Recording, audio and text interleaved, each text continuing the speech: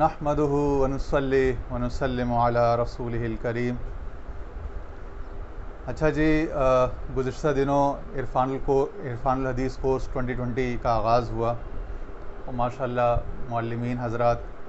بہت جانفشانی اور عرقریزی کے ساتھ بڑی ہی نفیس اور بہت ہی مدلل قسم کی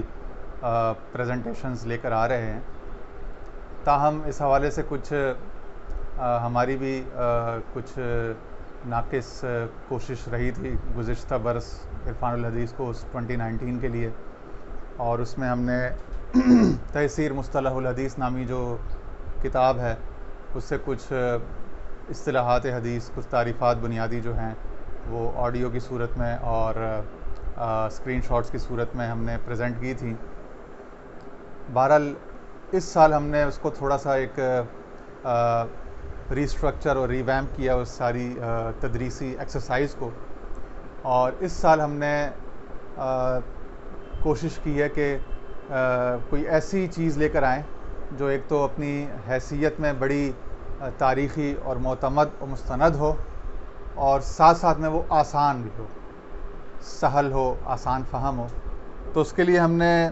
جو معروف حدیث کی کتاب ہے مشکوٰۃ شریف، اس سے مقدمہ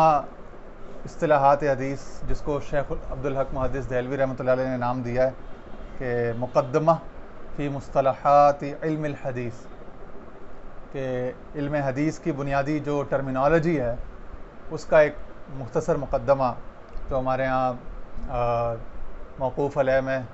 یا بعض اوقات 5ویں یا 6 درجے میں مدارس میں پڑھا دیا جاتا ہے۔ پھر اس کے بعد شرح نخبۃ الفکر بھی پڑھائی جاتی ہے، لیکن بنیادی جو پہلی جو ہمیں درسی کتاب پڑھائی جاتی ہے اور وہ بڑی آسان بھی ہے، بلکہ یہ کتاب تو خیر نہیں ہے، چند 7-8 صفحات ہیں یہ۔ اگر آپ البشریٰ کی مشکوٰۃ شریف سے آپ دیکھیں گے تو شروع میں صفحہ نمبر 15 پہ یہ شروع ہوتا ہے، مقدمے سے کتاب کا آغاز ہوا۔ اس کے بعد پھر تقریباً صفحہ نمبر 25 تک چلنے کے بعد پھر صفحہ نمبر 27 سے یہاں پہ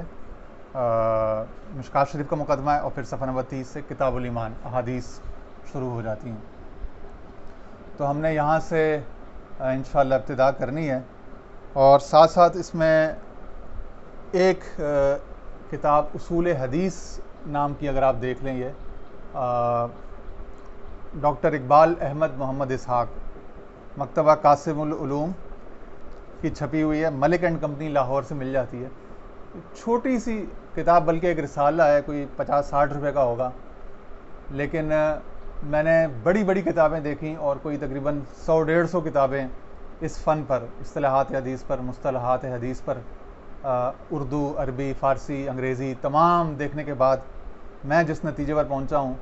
تو ایک تو شیخ عبدالحق محدث دہلوی کا جو مقدمہ ہے یہ بڑا آسان فہم ہے ایک عام قاری کے لیے، ایک عام طالب علم کے لیے، اور دوسرا یہ جو ڈاکٹر اقبال محمد اسحاق کی کتاب اصول حدیث کے نام سے ہے، یہ مجھے بہت قریب الفہم نظر آئی، اور بہت جامع معنی اور بہت اس میں جملہ پہلوؤں کا احاطہ بھی اس میں کیا گیا ہے۔ تو ہم اپنی جو مصطلحات حدیث کی کلاس ہوگی اس کا جو فاؤنڈیشن ہے، بیسس ہے، وہ رکھیں گے مشکوٰۃ شریف کے مقدمے پر جو شیخ عبدالحق محدث دہلوی کا تحریر کردہ ہے، اور کہیں کہیں اس کی توضیح کے لیے، مثالوں کے لیے ہم انشاءاللہ اصول حدیث نامی جو یہ چھوٹی سی آسان سی اردو کی کتاب ہے اس کو استعمال کریں گے۔ بعض جو مدرسین حضرات ہیں وہ شاید اس کتاب کو اتنا سیریس نہ لیں، لیکن میں ان سے گزارش کرتا ہوں کہ وہ ایک دفعہ ضرور اس کتاب کو پڑھیں، تو انشاءاللہ ان کو اندازہ ہوگا کہ یہ بڑی بڑی محقق، مفصل، مبسوط، ضخیم کتابوں کا عرق اور بہت آسان طریقے سے ان کو یہاں پہ مل جائے گا، اور بڑی مثالوں کے ساتھ، اور کوئی چیز انہوں نے چھوڑی نہیں ہے، یعنی ایک بحث شروع ہوتی ہے، اس کے دوران ایک جملہ معترضہ یا ایک ضروری کسی فرع کی، کسی جزئی کی تفصیل کرتے کرتے وہ جو چیز تھی اس کو چھوڑا نہیں، انہوں نے آگے اس کو پکڑ لیا اور اس کو مکمل کیا ہوگا۔ تو تمام تقسیمات اس میں مکمل اور آپس میں انٹیگریٹڈ اور کوہیرنٹ نظر آئیں گی۔ تو جو کوہیرنس اور اندرونی مطابقت ہے اس کتاب کی، وہ اس کا تر امتیاز ہے۔ بہرحال ہم شروع کرتے ہیں. بسم اللہ الرحمن الرحیم. اعلم ان الحدیث فی اصطلاح جمہور المحدثین یطلق علی قول النبی صلی اللہ علیہ وسلم وفعلہ وتقریرہ. فرما رہے ہیں اعلم یعنی جان لے, behold اور پلیز نوٹ دیٹ, ان الحدیث یہ کہ حدیث فی اصطلاح جمہور المحدثین, جمہور محدثین کی اصطلاح یا ان کے قول کے مطابق, ان کی سمجھ کے مطابق, یطلق اس کا اطلاق کیا جاتا ہے, حدیث کا لفظ حدیث کا اطلاق کیا جاتا ہے علی قول النبی صلی اللہ علیہ وسلم وفعلہ وتقریرہ.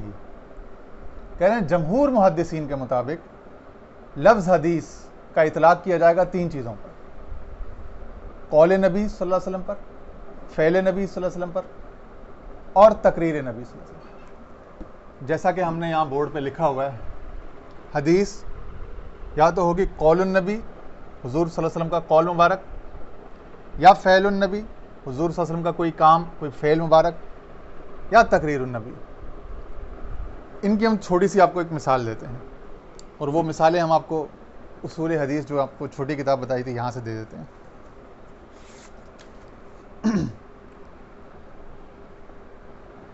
قول نبی یا قولی حدیث, اس کی مثال ایسے ہے جیسے آپ نے کچھ کہا, آپ کا کچھ کہنا, آپ کا فرمان, جیسا کہ مشہور ہے انما الاعمال بالنیات, کہ تمام اعمال کا دار و مدار, ان کے ثواب کا دار و مدار جو ہے وہ نیتوں پر ہوگا. فعلی حدیث دوسرا جو جز تھا, فعل النبی, جس پر اطلاق ہوتا ہے لفظ حدیث کا, کہ اگر حضور صلی اللہ علیہ وسلم کا فعل مبارک کہیں رپورٹ ہوا ہے, نریٹ ہوا ہے, وہ بھی حدیث کہلائے گا. اس کی مثال یہ آپ کا کچھ کرنا, جیسے حدیث میں تودع النبی صلی اللہ علیہ وسلم ثلاثہ ثلاثہ, یعنی حضور صلی اللہ علیہ وسلم نے جب کسی صحابی نے دیکھا کہ آپ وضو فرما رہے تھے تو آپ ہر رکن کو 3 مرتبہ ادا کرتے ہوئے جا رہے تھے,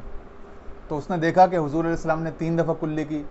3 دفعہ ناک مبارک میں پانی چڑھایا, 3 دفعہ چہرے مبارک کو دھویا, 3 دفعہ ہاتھوں کو کونی تک دھویا. تو یہ ہو گئی قولی حدیث کی مثال. تیسری چیز اہم ہے اور نئی ہے آپ کے لیے, تقریر.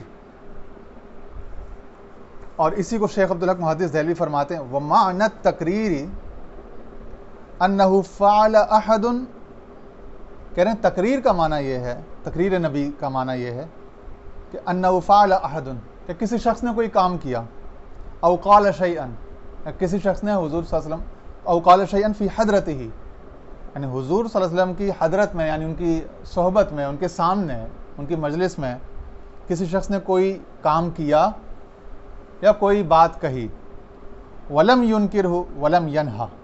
تو حضور علیہ السلام نے اس کی نکیر نہیں فرمائی اور اس کام کو منع نہیں کیا یا اس بات کو منع نہیں کیا. وَلَمْ يَنْهَ عَنْ ذَلِكَ بَلْ سَكَتَ وَقَرَّرَ, بلکہ آپ خاموش رہے اور گویا کہ آپ نے اس کو برقرار رکھا, اس عمل کو یا اس قول کو نگیٹ نہیں کیا, ریفیوز نہیں کیا, ڈینائی نہیں کیا, ریووک نہیں کیا. تو گویا کہ آپ نے اگر کسی قول کو ڈسکارڈ یا ڈسکریڈٹ نہیں کیا, ڈس اپروو نہیں کیا, ڈس اگریمنٹ نہیں دکھایا, خاموش رہے, تو آپ نے گویا کہ اس کی ایک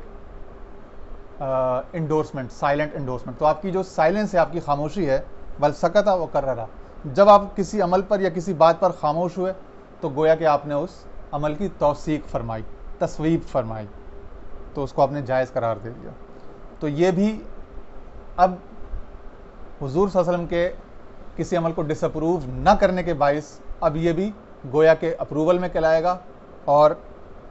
یہ جو ہے اب تقریر نبی کہلائے گا. یعنی اس عمل کو یا اس بات کو جو ان کے سامنے کی گئی, آپ نے منع نہیں کیا, انکار نہیں کیا, گویا کہ اس کو برقرار رکھا, تو یہ برقرار رکھنے سے تقریر النبی کہلائے گا. یہ فرما رہے ہیں آپ صلی اللہ علیہ وسلم کی برقرار رکھی ہوئی چیز, یعنی کسی صحابی نے آپ صلی اللہ علیہ وسلم کے سامنے کچھ کیا یا کہا, پھر آپ کو اس کی اطلاع ملی, پھر بھی آپ نے اس کی نکیر نہیں فرمائی بلکہ سکوت اختیار کیا. پھر مثال دیتے ہیں یہ, جیسا کہ حضرت خالد رضی اللہ تعالیٰ عنہ کا آپ کے سامنے گوہ کھانا. اب آپ علیہ الصلوۃ والسلام نے اگر گوہ کھانے سے ممانعت نہیں فرمائی تو گویا کہ یہ تقریر النبی صلی اللہ علیہ وسلم ہے۔ اسی طرح صحیح بخاری میں ایک حدیث ہے بڑی معروف، بڑا مشہور واقعہ، جس کو کہتے ہیں کہ واقعہ بنو قریظہ، یعنی ایک غزوے سے واپس آ رہے تھے تو اس موقع پہ غزوہ احزاب سے،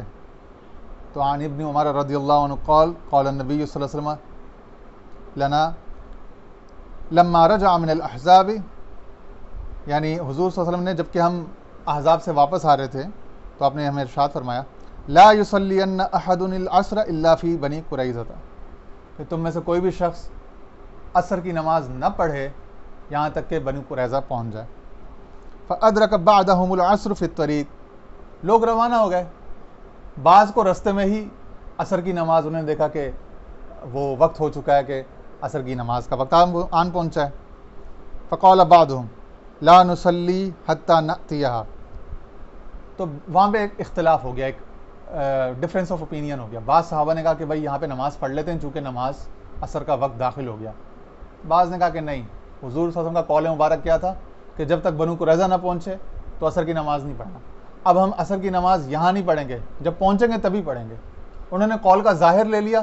انہوں نے قول کی تعویل کر لی کہ بھائی حضور علیہ السلام ہمیں فرض نماز سے کیسے آپ منع فرما سکتے ہیں، حضور کے ارشاد فرمانے کا معنی یا مقصد یہی ہوگا کہ تم جلدی پہنچو، وہاں کوشش کرو کہ عصر تک پہنچ جاؤ۔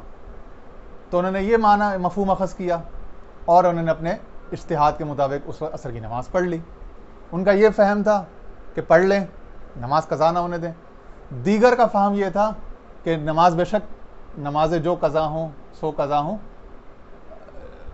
تو وہ جو شعر ہے نا، تو انہوں نے کہا کہ نہیں، ہم جو ہے نا پہلے بنو قریظہ پہنچیں گے تب جا کے، تو انہوں نے پھر وہاں جا کے عصر کی نماز قضا کری مغرب کے بعد جا کے۔ لم یرد منا ذالک فذکر للنبی صلی اللہ علیہ وسلم فلم یعنف واحدا منہم، کہہ رہے ہیں جب یہ واقعہ ہو گیا اگلے دن یہ لوگ واپس آئے صحابہ، تو دونوں گروہوں کا جو اس حدیث کا فہم تھا، اس قول رسول کا، دونوں کا حضور صلی اللہ علیہ وسلم کے سامنے پیش کیا گیا۔ آپ صلی اللہ علیہ وسلم نے کسی کی بھی، دونوں میں سے کسی بھی رائے کی نفی نہیں فرمائی اور آپ نے ان کی یعنی کہ ان پر انکار نہیں فرمایا، تو گویا کہ آپ نے دونوں کو اپروول اپنا ثابت کیا، اور اس کو کہیں گے ہم کہ یہ تقریر النبی صلی اللہ علیہ وسلم، کہ آپ کے سامنے ایک عمل ہوا یا آپ کے سامنے ایک عمل کی آپ کے سامنے اطلاع پیش کی گئی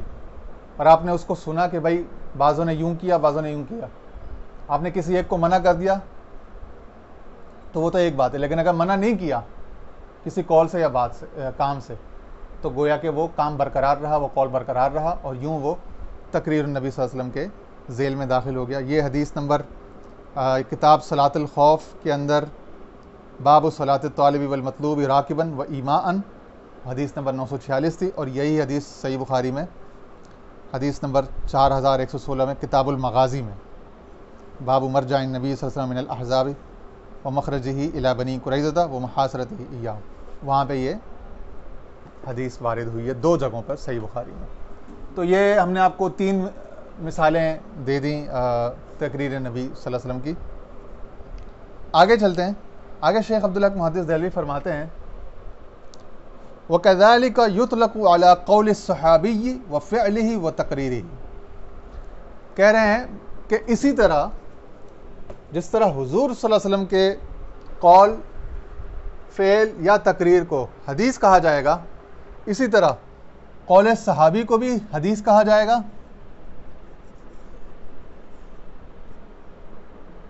اور فعل صحابی کو بھی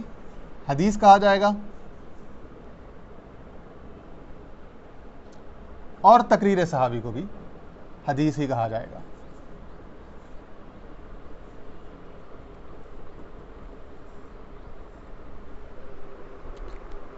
تو حدیث کا معنی شیخ عبداللہ محدث دہلوی جو مقدمہ مشکات شریف میں اصطلاحات حدیث کا مقدمہ ہے، اصول حدیث کا، اس کے مطابق حضور صلی اللہ علیہ وسلم کا قول یا صحابی کا قول، حضور علیہ السلام کا کوئی فعل مبارک یا کسی صحابی کا فعل، حضور صلی اللہ علیہ وسلم کا کسی کام کو دیکھنا، کسی بات کو سننا اور اس کو منع نہیں کرنا، اس کو کریکٹ نہ کرنا، یعنی تقریر النبی، یا کسی صحابی کا کسی کام کو دیکھنا اور اس کو جائز رہنے دینا، تقریر صحابی. تو یہ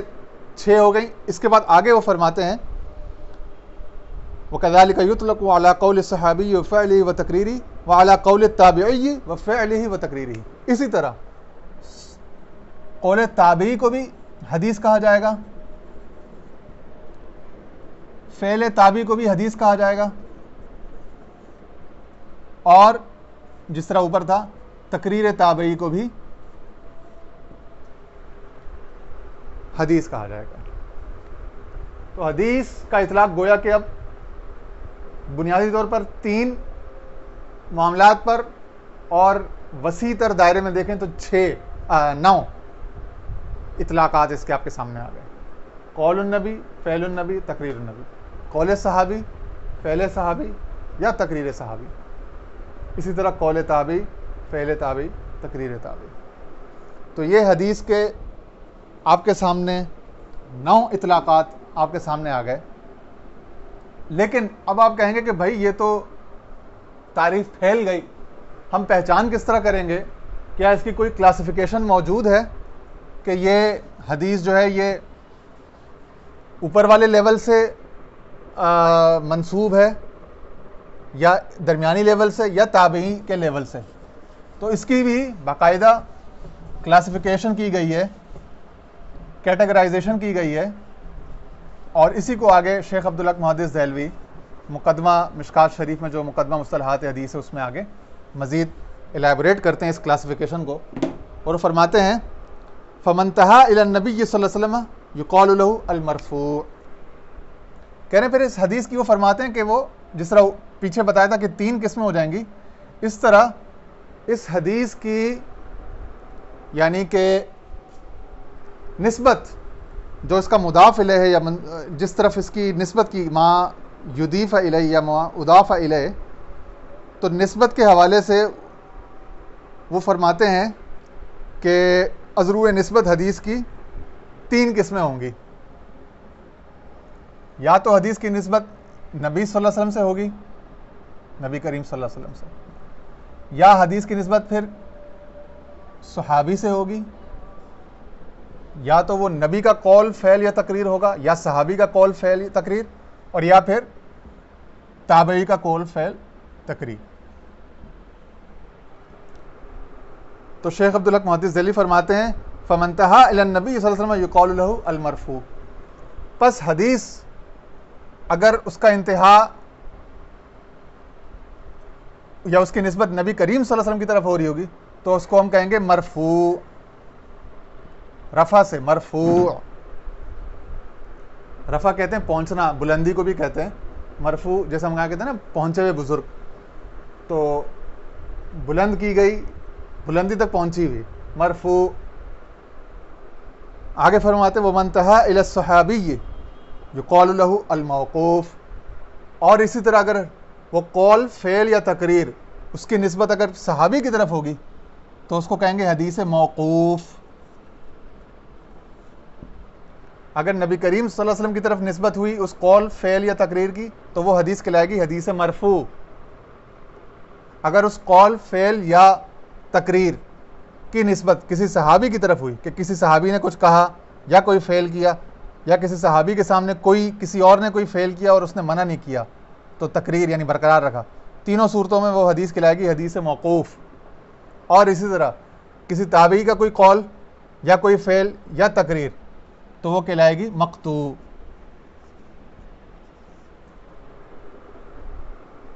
وَمَنْ انتَهَا إِلَى الصَّحَابِيِّ يُقَالُ لَهُ الْمَوْقُوفُ كَمَا يُقَالُ قَالَ أَوْ فَعَلَ أَوْ قَرَّرَ ابن عباس رضی اللہ عنہ. کہنا جس طرح کہ اکثر حدیث کی روایتوں میں ہم پڑھتے ہیں سنتے ہیں کہ یہ کہا جاتا ہے قال ابن عباس یا فعل ابن عباس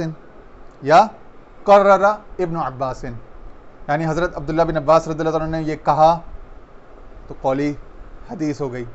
مگر حدیث موقوف. اس طرح حضرت عبداللہ بن عباس نے رضی اللہ عنہ نے کوئی کام کیا تو کہیں گے فعل ابن عباس، اور وہ کہلائے گی پھر حدیث فعلی موقوف. ٹھیک ہے جی، حدیث موقوف ہوگی اور وہ فعلی کی ٹائپ میں سے ہوگی، کیونکہ ہم نے بتایا کہ فعل بھی حدیث ہے، قول بھی حدیث ہے اور تقریر بھی. اسی طرح حضرت عبداللہ بن عباس کے سامنے کوئی کام ہوا، انہوں نے منع نہیں کیا، اعتراض نہیں کیا، اس کام کو جاری رہنے دیا، اس بات کو جو سن کے خاموش رہے، تو وہ تقریر صحابی ہو گئی، موقوف حدیث کو لائے گی۔ کرر ابن عباس، یہ ہمیں یہاں الفاظ اکثر حدیثوں میں ملتے ہیں۔ او عن ابن عباس رضی اللہ عنہ موقوفاً، اکثر صحابی رضی اللہ عنہ کا قول آ جاتا ہے، صحیح بخاری میں بھی، دیگر سیاستہ میں، مشکات شریف، دیگر کتابوں میں تو لکھا ہوتا ہے عن ابن عباس موقوفاً، عن عبداللہ ابن مسعود موقوفاً، یعنی اب یہ جو روایت ہے اس کا جو سند یا استناد ہے وہ اس صحابی تک ہے کہ اس نے ایسا کہا، یا انہوں نے یوں ارشاد فرمایا، یا یوں ان کے ساتھ انہوں نے کوئی عمل مبارک فرمایا۔ ومنتہا الی التابعی یقال له المقطوع، اسی طرح قول، فعل یا تقریر اگر ختم ہو رہا ہے تابعی پر تو وہ کہلائے گا مقطوع۔ تو یہ تین قسمیں ہو گئی، مرفوع، موقوف، مقطوع۔ تو حدیث کی جو مضاف الیہ ہے اس کا، یا جو اس کا منسوب، جس طرف اس کی نسبت ہے، جس طرف حدیث کی سند پہنچ رہی ہے، اگر وہ آخری منزل نبی کریم صلی اللہ علیہ وسلم کی ذات مبارک ہے تو وہ حدیث مرفوع کہلائے گی، اگر وہ صحابی تک وہ واقعہ پہنچ رہا ہے تو موقوف، اور اگر تابعی کے بارے میں وہ روایت نیریٹ ہوئی ہے تو وہ رپورٹ ہوئی ہے تو ہم اس کو کہیں گے مقطوع۔ یہاں پہ آج کی کلاس ختم کرتے ہیں، اور باقی پھر انشاءاللہ اسی کو کل سے کنٹینیو کریں گے۔ وآخر دعوانا ان الحمدللہ رب العالمین۔